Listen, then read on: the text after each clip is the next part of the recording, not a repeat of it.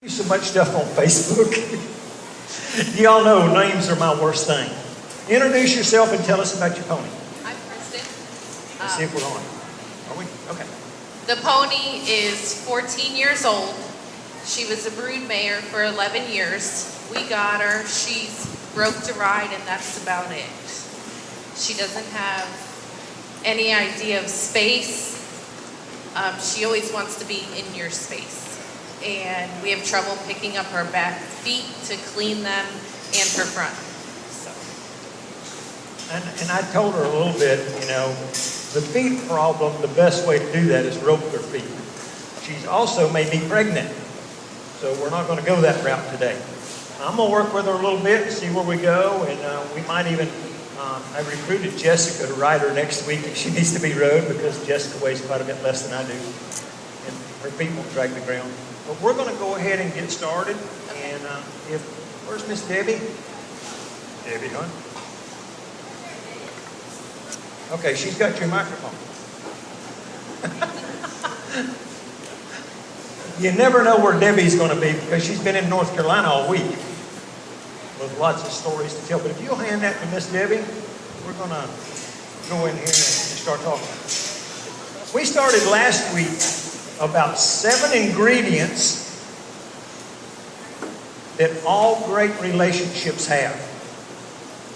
We listed all of them last week. Thank you, Harvey. Hello? Good catch. The very most important ingredient in a great relationship is going to be time. And time's what we're going to talk about today. Now, you got to understand that's only one of the ingredients. There's time, communication, knowledge, application. I don't remember what the other ones were. Feel and timing. And one of the things she told me that this little pony's been a brood mare for like 11 years. And I've got this idea because I watched the little girl out there brushing it between its back legs. They feel that this little pony's pretty safe. Here's what I want to warn you on. Is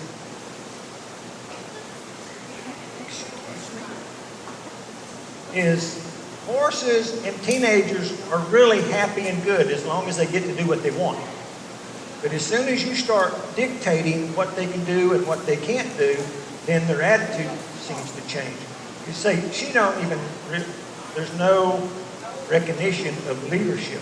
She just kind of going to walk around and do whatever she wants. And sadly enough, that's what happens when we use time bad.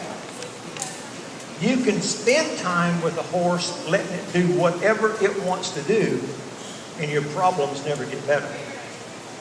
It's the same way with any relationship. 2 people together doesn't make a great relationship. But time is in every great relationship. So all I'm going to do is start controlling her. Now, I know that sounds like a harsh word, but that's what one horse does to another. I'm just going to do it gently. All I want her to do is hold her head and her feet be still. I like to start off with my hands because they understand it better. Because they have people pulling on a halter all the time.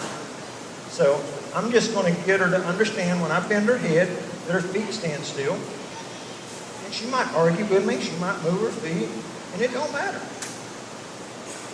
She's got to figure out what is it that I'm asking for.